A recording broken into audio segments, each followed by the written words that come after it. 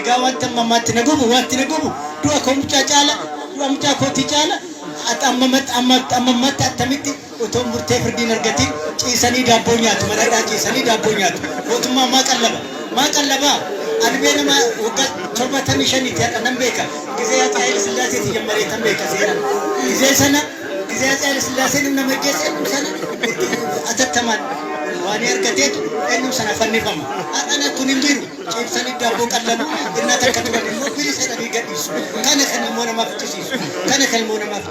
sabni Itoophiyaa kana hormachuu qaba wanti hin sodaadhu qaban otoo asitti illee godhee na ajjeessanii waan hin sodaadhu qaban maaliif mucaa kootu nan dhabe